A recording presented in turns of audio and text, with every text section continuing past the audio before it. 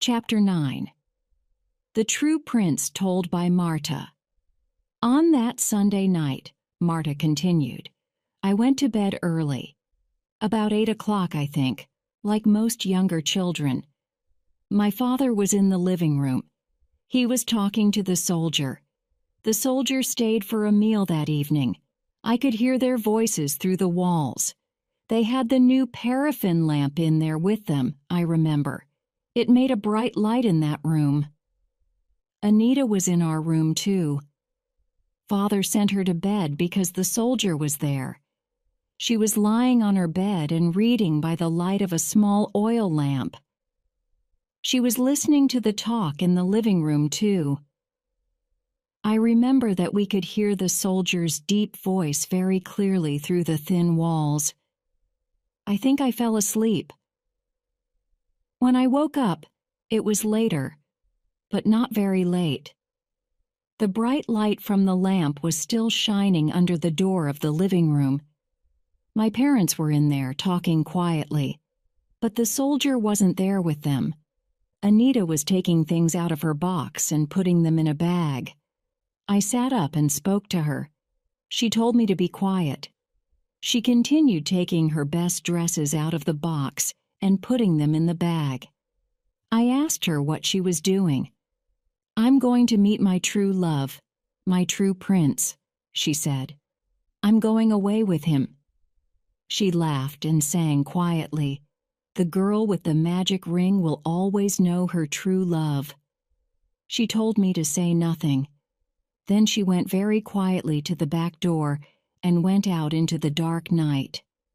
Her hand quietly pulled the door closed behind her. On her middle finger, she wore the gold ring shaped like a fish. I went to the window and looked out. I was terribly afraid. I knew Anita was a silly child, but this was very, very wrong. If Father finds out, he'll kill her, I thought. He gets angry very quickly, and he's very strong. But I was afraid of Anita, too. So I stood there looking out of the window. I cried quietly. There was no moon, and it was very dark. I heard music playing in the cafe along the beach. It was a nice song, a slow song. I listened to the music and the soft sound of the waves on the beach. Soon I felt a little better. After a long time, I started to feel cold. So I went back to my bed and fell asleep. I woke up again much later. The house was dark and quiet. My parents were asleep. Nobody was talking anywhere in the house. Anita's bed was still empty. I went to the window again. The moon was up and I could see the houses along the beach. There was still a light in the cafe and music playing. I went back to bed. I cried until I fell asleep. I hoped that it was all a bad dream. When I woke again, the first gray light of the new day was in the room. Anita's bed was still empty. I lay in bed with my eyes closed until my mother came to wake us. When she found Anita's empty bed, she started to shout and scream. Then I opened my eyes. I soon started to cry too. I never told them where she went or what she said. There was terrible shouting and crying in our house that day. But we never saw Anita again. So you think she went to see Rafael that night? I said slowly. Oh no, said Marta. I think she went to meet the soldier Carlos. That's why she called him her true prince. He was like someone in a story, you see. First, the beautiful princess falls in love with a poor fisherman. Then either he turns into a handsome prince, or a real prince comes along and takes her away to his palace.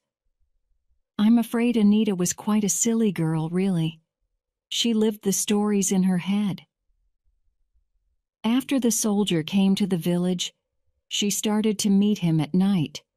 She went to the same place in the rocks. But she was meeting the soldier, not Rafael. She went there many times. Then, that night, she didn't come back. She went away with him in his boat. In those days, perhaps, a boat with an engine was like a magic carpet. But she was wearing the gold ring when she went? I said.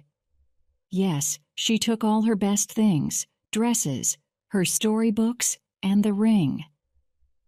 But Rafael has that ring. He has worn it round his neck for more than 13 years. I know, she said. I think she spoke to Rafael that night. I think she told him her plans. Then she gave him his ring and went off to meet the soldier somewhere along the coast. Is that what you really think? I asked. Yes, said Marta.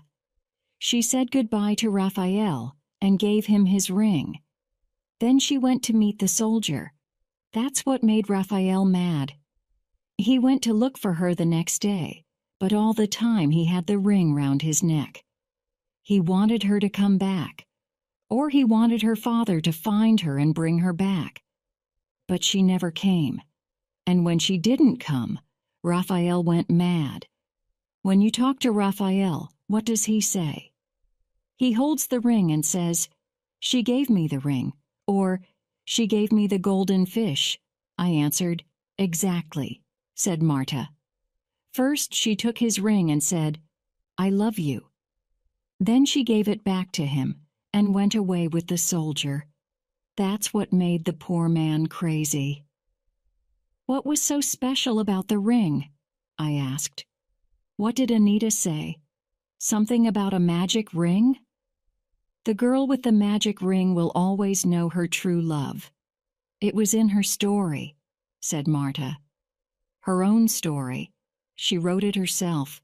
It wasn't a story that she read in a book. It was her favorite story. She told it to us hundreds of times. And it was about a magic ring? Yes. In fact, I have the story here. Anita wrote it in a notebook and I kept it. It's the only thing of Anita's that I have. I can't read it, of course, but it's that story.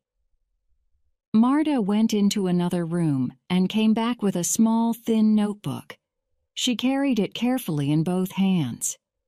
She put it on the table in front of me. It was a cheap school writing book. The pages were yellow with age. There was only one story in it. It was called The Ring of the Golden Fish. The story was short. It was written in pencil in the large, clear writing of a young child. Luis and Marta looked at me. I realized they were waiting. They wanted to hear me read the story to them. Chapter 10. The Ring of the Golden Fish. This is the story that I read to Marta and her husband. The story that was written by Anita all those years ago. A long time ago, there was a beautiful princess. She lived in a beautiful palace with big, beautiful gardens all round it. But she was sad because she had no friends. She couldn't talk to anyone or play with anyone. She was a prisoner in the palace because she was so beautiful. Her father wanted her to marry a rich, handsome prince. But the princes in that country weren't handsome, and the rich men weren't princes, and the handsome men weren't princes or rich. So she married nobody, and she was very sad. One day, a poor fisherman came to the beach at the end of the palace gardens. The gardens were very big and went as far as the sea. The fisherman caught a big golden fish, and he wanted to kill it. But it was a magic fish, and it spoke to him. "Don't kill me," it said, "and I'll give you a magic ring. And with this ring, you can marry the princess." So the handsome young fisherman put the fish back into the sea. Soon it came back with a gold ring in its mouth. "The man with this magic ring will always know his true love," said the fish. And it swam away to the bottom of the sea. The handsome young fisherman was called Roberto. Here the name Rafael was written first and then changed. When Roberto put on the ring, he saw in his head a picture of the princess. He fell in love with her. He walked through the gardens to the palace, looking for the princess. When he found her in the garden, he put the magic ring on her finger, and she knew immediately that she loved the handsome young fisherman.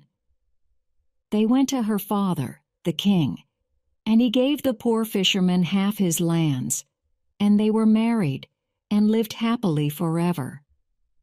It wasn't really a very good story. It borrowed a lot from other stories, but it told me a lot about poor Anita.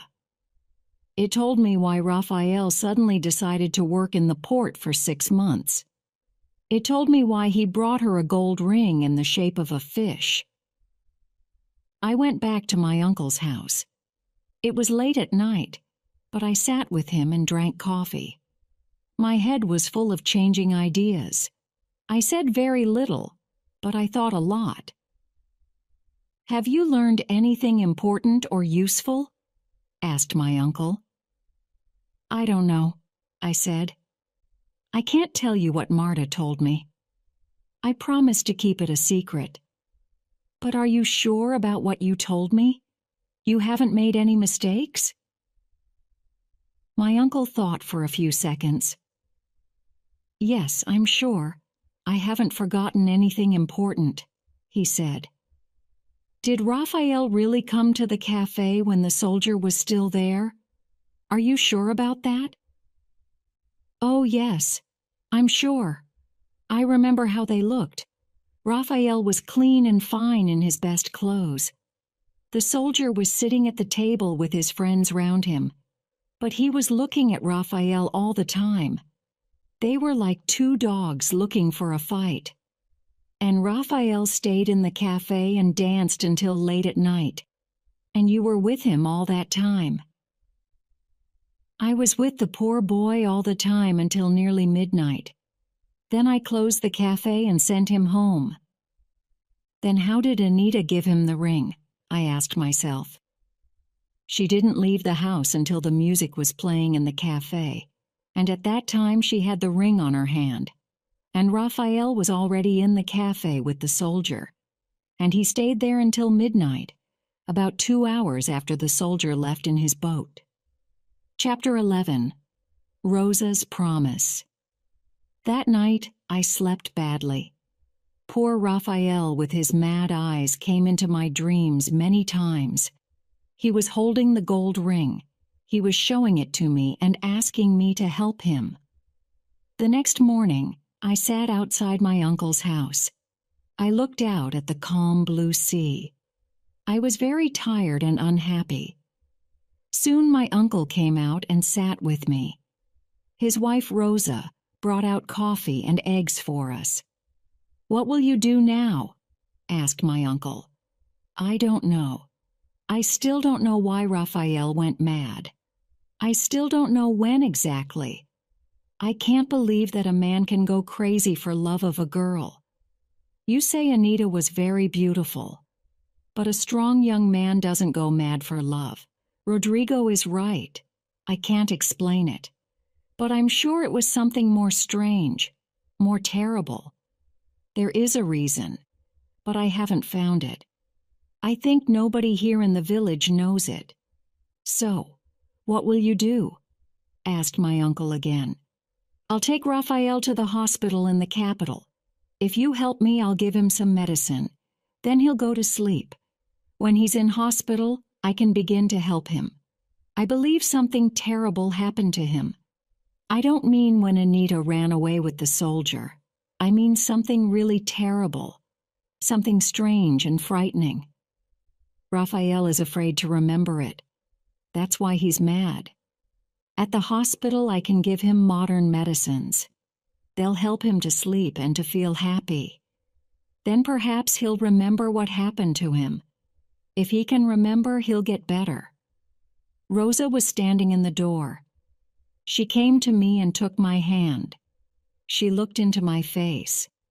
Her eyes were full of tears and she looked terribly afraid. "Please don't take Rafael to hospital," she said.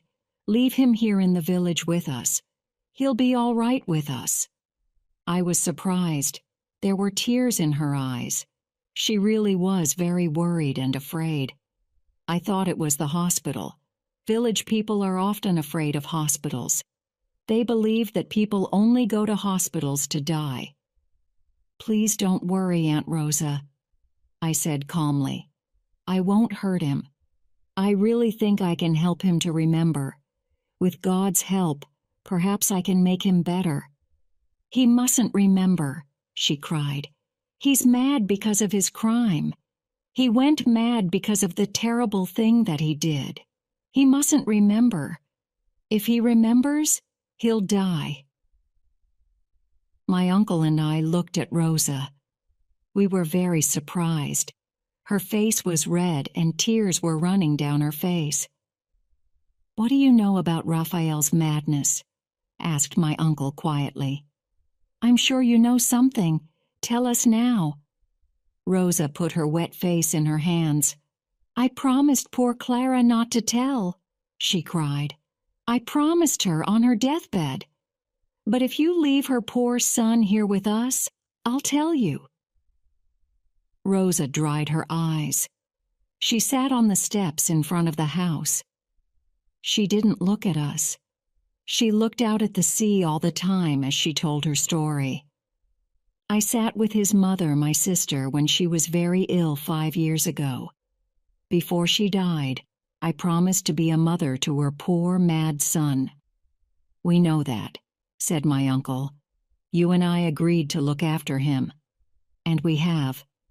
But what did she tell you about why Rafael went mad?" Rosa put her face in her hands. "Please don't tell anyone," she cried. "I promise to keep her secret forever.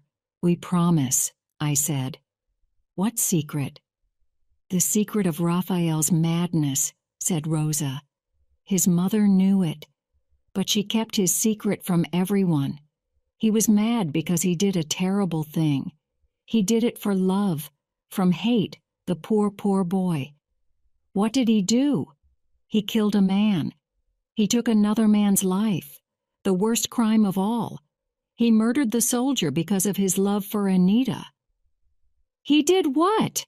But that's impossible!" shouted my uncle. "That's what Clara told me," said Rosa. "She told me everything only hours before she died. She couldn't meet God with that secret in her heart." "But how? When?" I asked her quietly. "Did she say?" "I'll tell you what Clara told me," said Rosa. "Her words are written in fire on my heart. I'll never forget them." Chapter 12. A Terrible Secret Told to Rosa by Clara. "It happened that Sunday evening," said Clara. "It was the evening before Anita went away. I cooked some fish and rice for myself and Rafael. Soon it was ready, but Rafael was out in his boat. He often went out soon after it was dark. That day, he was out for more than an hour. Then I heard his boat come onto the beach near our house. As you know, the house stands alone at the end of the village. But still Rafael didn't come to the house, and the food was getting cold and dry. So I took the small oil lamp from my kitchen and I went down to the sea to find him. The boat was half on the sand and half in the water. Rafael was standing next to it. He was washing the inside of the boat. There was a lot of water in the bottom of it. I came near with the small lamp. The light shone on Rafael and the boat. He was very wet, his head and hair, his clothes. The water was running down him. Then I saw something terrible. There was blood on Rafael's clothes, blood in his hair, blood running down his face. His wet shirt and trousers were covered in it. There was fresh blood on his hands, red in the light of the lamp. "God save us," I said. "What's happened?" "I'm all right, Mother," he answered. "Don't be afraid, but I've killed the stranger who came here to steal my true love." Then I saw that all the water and the bottom of the boat was dark with blood. I put out the lamp immediately. There was no moon, and the night was dark. I looked round at the empty beach. "Take off those clothes," I said quietly. "Wash yourself in the sea until you're clean. Then go to the house and put on clean clothes. Go quickly to the cafe so people can see you. I'll wash your clothes in the boat. Nobody will know what you've done. If the soldier stops coming here, people won't be very surprised. The man was a stranger. He had no family or close friends." Rafael did what one told him. He went to the cafe and stayed there all that evening. While he was there, I washed the boat. Then I washed his shirt and trousers many times until you couldn't see the blood. "Oh, Rosa, my dear wife," said my uncle quietly. "Have you kept this dark secret in your heart all these years since Clara died?" "I promised her. She asked me before she died," cried Rosa. "She was as mad as her son," said my uncle angrily. "We know the soldier ate with Rodrigo in his house that evening. Then he came straight to the cafe. I saw him and talked to him. He left the cafe alive and well. About an hour later, I heard him leave the village in his boat. More important, Rafael was with me in the cafe when the soldier left. Yes, he was wearing his best clothes and he was very clean. But when Rafael came into the cafe, the soldier was sitting there, alive, I promise you. Perhaps he followed the soldier in his boat when he left that night. Perhaps he killed him on the sea later," said Rosa. Clara didn't remember the time exactly. "Impossible," said my uncle. "Rafael stayed in the cafe with me and a lot of other men. He was dancing to the music. He didn't leave the cafe for about 2 hours. And Rafael couldn't catch the soldier's boat. It had an engine. It was a very fast boat." "He killed someone," said Rosa, "and he thought it was the soldier. I don't know who he killed. But that's what his good mother told me. I must believe her. Perhaps Rafael thought he killed the soldier. Then later he saw him in the cafe and went mad. It was still a terrible crime. Perhaps that's why he went crazy. But who did he kill? No, it's impossible." Rosa ran into the house crying. My uncle and I looked at the empty blue sea. We didn't speak for a long time. There was food on the table, but we didn't feel very hungry. "Is it possible?" I asked at last. "What?" "That Rafael killed somebody by mistake. It's not possible." But his mother's story. "Listen," said my uncle. "I'm not stupid. When Rafael came into the cafe, he saw the soldier. He didn't look surprised. He didn't even look angry. They both listened to the music for about an hour. Rafael was happy. He was smiling and dancing. 'All right,' I said. 'I believe you. I believe everybody. But this mystery is going to make me crazy soon.'" Chapter 13. In the hospital. All that morning, my head went round and round. It was all impossible. I took a notebook and wrote some questions in it. I still have that notebook with me. Sometimes, when I start feeling very proud of myself, I read it. Question 1. Did Rafael kill someone? Is that why he went mad? His mother thought he did. She saw him covered in blood. But who did he kill? Not the soldier. He left the cafe when Rafael was still in it with my uncle. Not Anita. She was with her sister until the music started in the cafe. And Rafael was inside the cafe then. So who? Impossible. Question 2. Was the soldier killed, or did he only go away? If he was killed, who killed him? Not Rafael. He was in the cafe until midnight. Not Anita. She was a child and loved him. Who could kill him? He was a strong young man, a soldier, and he was friendly with everyone in the village. Impossible. Question 3. Did Anita run away with the soldier, or was she killed too? If she was killed, who killed her? Not Rafael. He loved her, and he was in the cafe all evening. Perhaps the soldier, and he then ran away. But why? He loved her and wanted to marry her.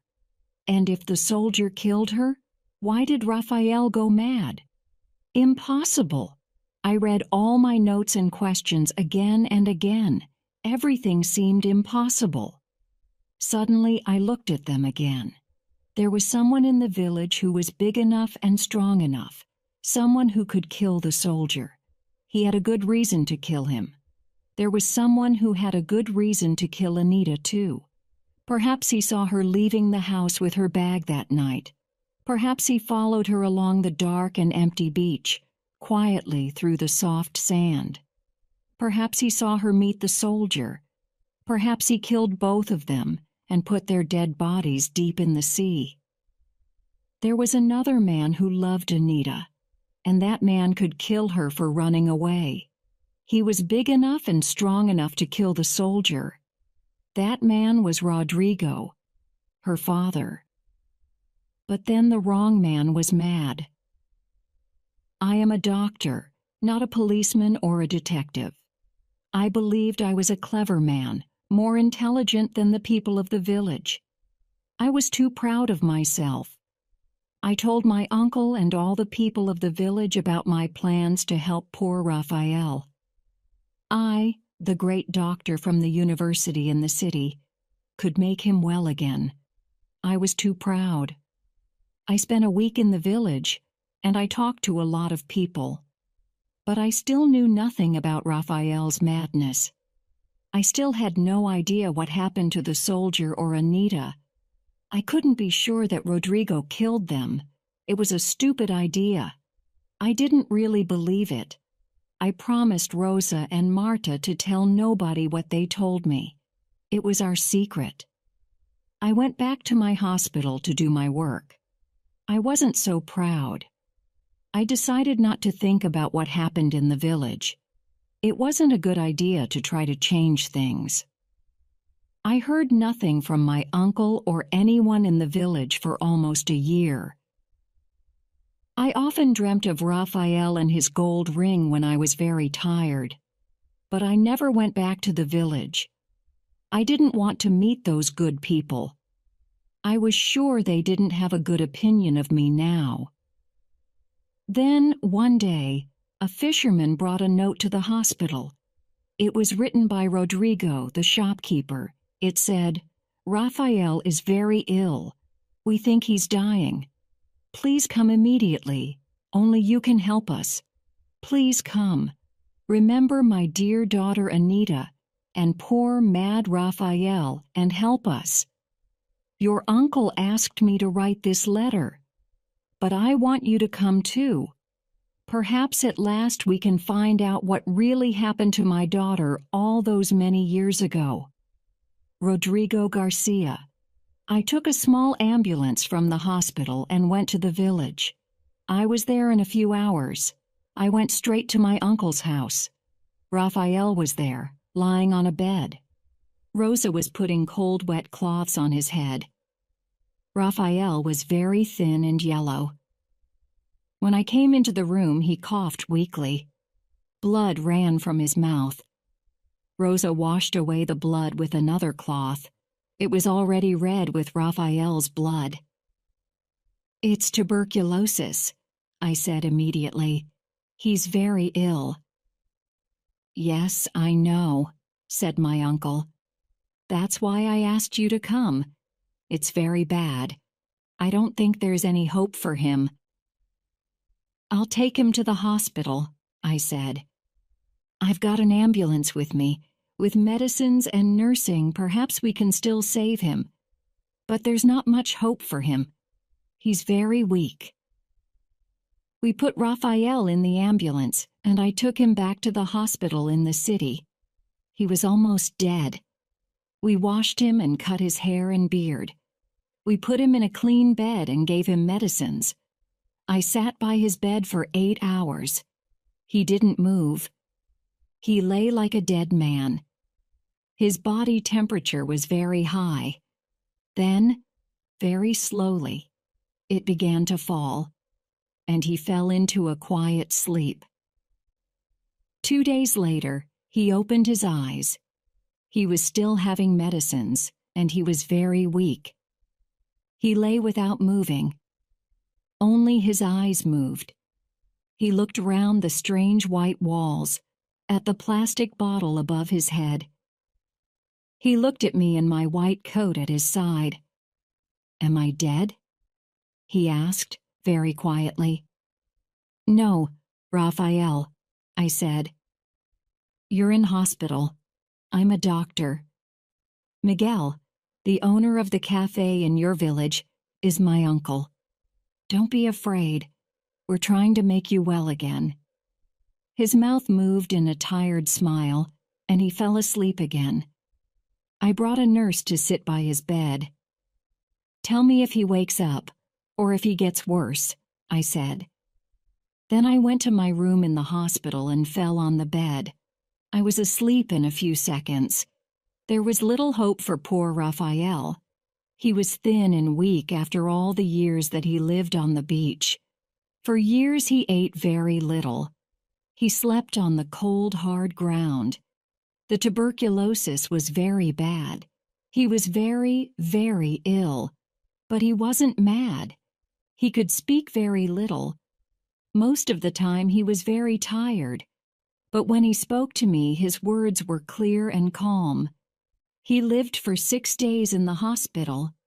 He slept. He woke. And when he was awake, he talked to me. Coughing blood, he told me everything. Then, on the 6th day, he fell quietly asleep. And after a few hours, his heart stopped and he was dead. After his long years of pain and madness, I was happy that his death was quiet and easy at the end. He did a terrible thing, a terrible crime. But he paid for it with long years of madness. I have written his story down here. One day, perhaps, people will read it, but not until all the people in it are dead. Until that day, it must stay a secret. Chapter 14. The Murder. This is what Rafael told me. Rafael always loved Anita. He couldn't remember a time when he didn't. It was a small village, and the children always played on the beach. Anita and the other girls watched the fishermen. The men cleaned their boats and mended their nets. Rafael fell in love with Anita when they were still children. He loved her, and she loved him. Or she always said so. But her father wanted her to marry a rich man. A fat old man, perhaps, old and ugly. But he must be rich and important. Rafael could do nothing to change Rodrigo's plans. There was a place in the rocks at the end of the beach to the west. The children often played in it. It was like a little house in the rocks. In the evenings, Rafael sometimes met Anita there. She came out of her house very quietly and ran to their secret place in the rocks. There she and Rafael talked for a few golden minutes. Then she ran home again, afraid of her father. Anita was only 15 years old at that time, but her head was full of the stories in her books.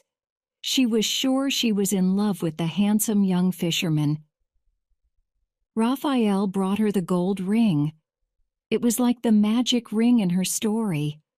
Her father didn't accept it from Rafael, but Rafael gave it to Anita in secret, when they met later in their secret place in the rocks.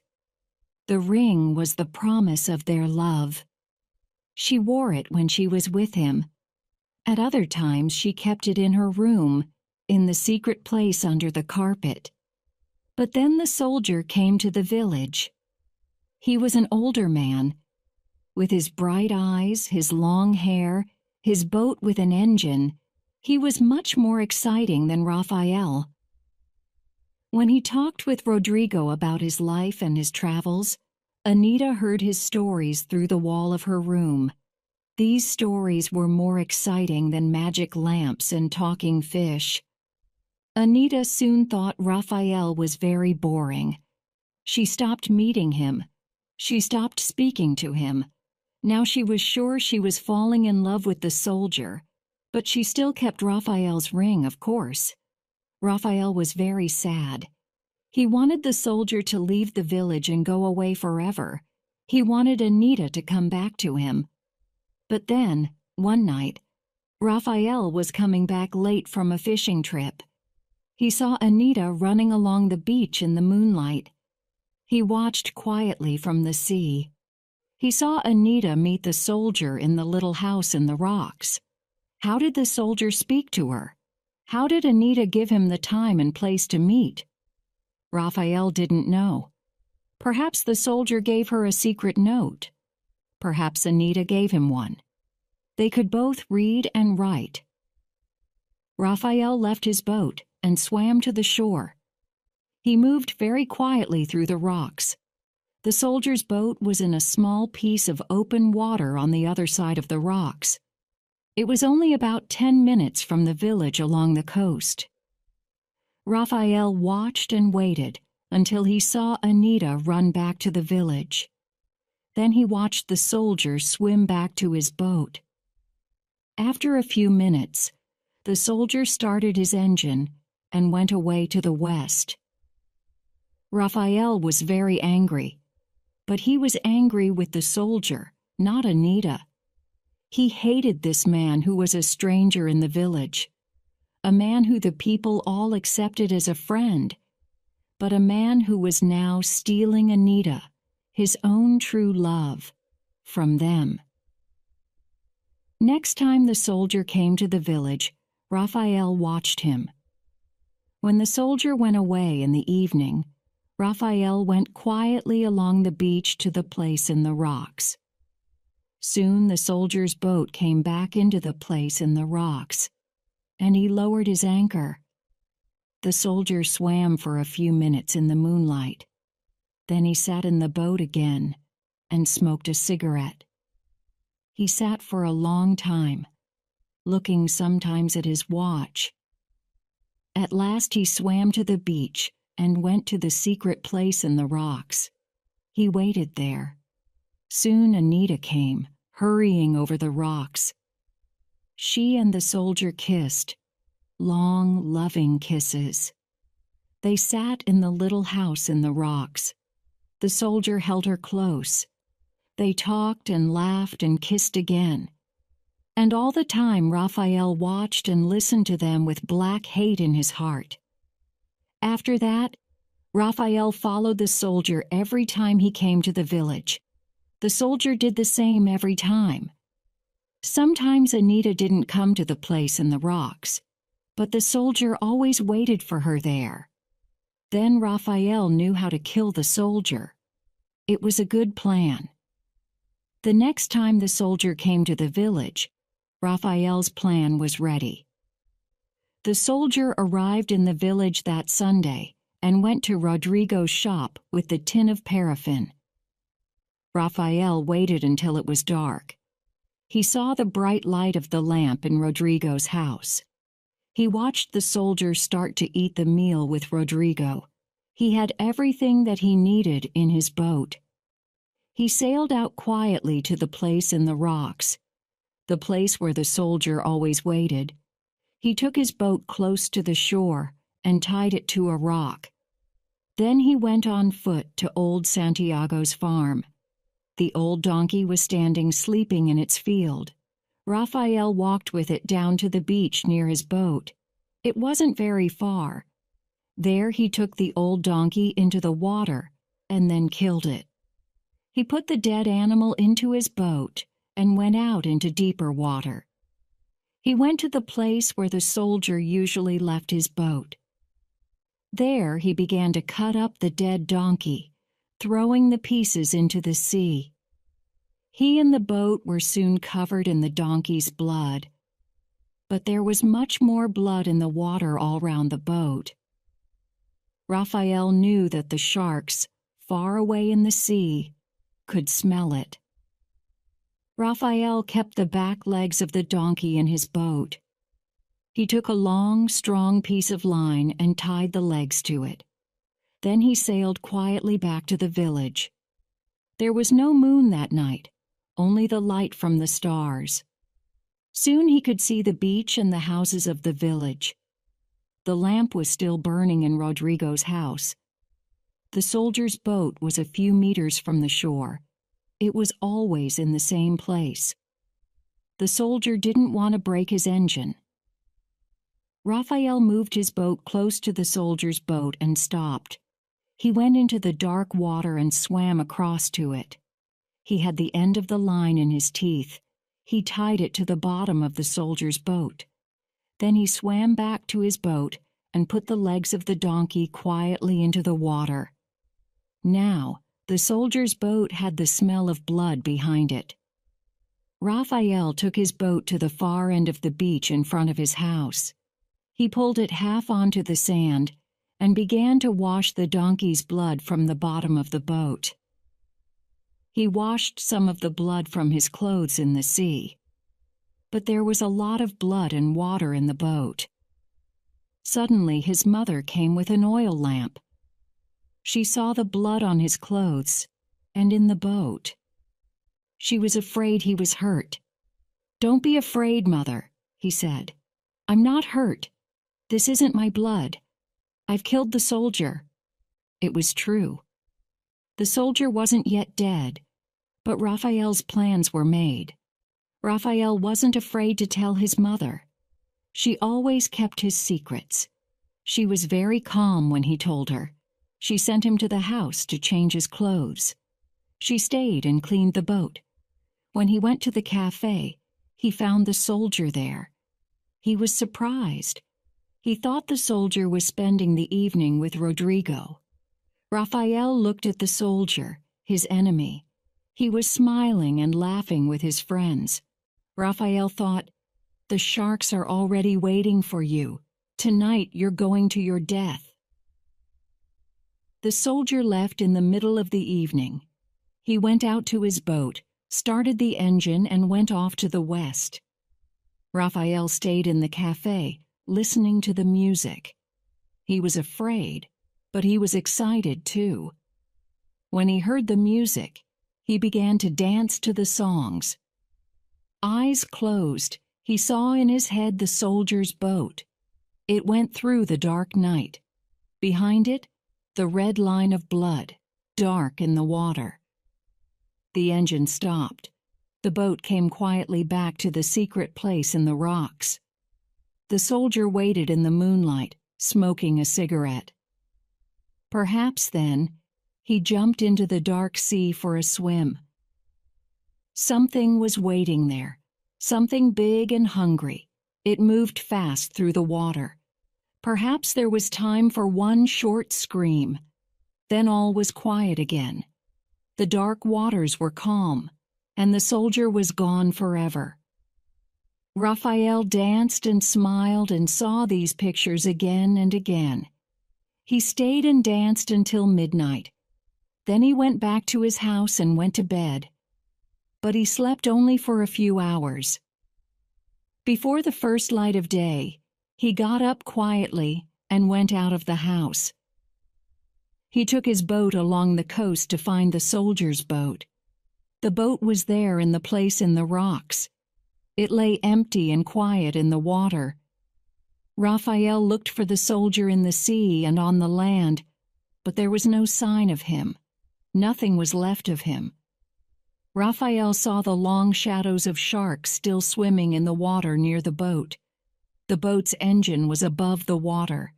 There was a long piece of fishing line tied many times round it. Rafael laughed. My plan was better than I thought, he said to himself. I tied the legs of the old donkey to his boat with some fishing line, and the line also stopped the engine, so the soldier had to go into the water to untie it. Rafael took the soldier's boat far from the shore. There he made a hole in the bottom and pushed it under the water. Soon it went down to the bottom of the sea. Rafael was happy. The soldier and his boat were at the bottom of the sea. Nobody knew what happened to him. He went back to the village and into the house to have an early breakfast. Suddenly, he was very hungry. Chapter 15. The Truth, at Last. A little later, Rafael told me, he and his mother heard the shouting and screaming from Rodrigo's house. They soon learned that Anita was nowhere in the house or the village. Rafael smiled to himself. Perhaps Anita was still waiting somewhere for her soldier. She can wait forever. She'll never see him again, he thought. I'll sail along the coast and look for her, he told his mother. In fact, he wanted to go to a quiet place to wash his boat again. There was still some dark blood in the bottom. He went back to the place in the rocks. It was calm and quiet there. The soldier's boat was at the bottom of the sea. Rafael took some water from the sea to wash his boat. A small shark swam slowly under it. Almost without thinking, Rafael picked up his fishing spear. He hit the shark hard through the back of the head. Its blood came out into the clear water. A few other sharks, bigger ones, smelt the blood and came fast through the water. They began to bite at the dying fish with their great, sharp teeth. They fought, biting great pieces off the dead shark. Rafael decided to catch one or two and cut them up in his boat. He wanted their blood to be in the boat with the donkeys.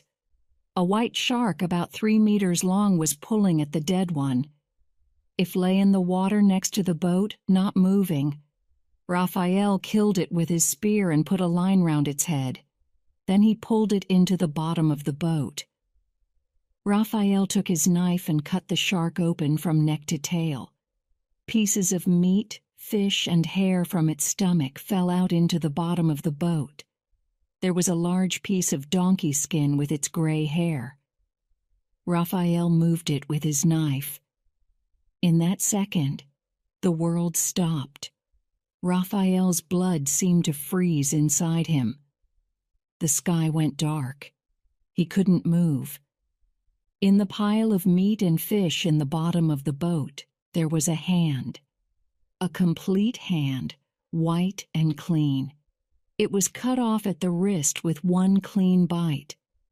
It was a small hand with small, pretty fingers.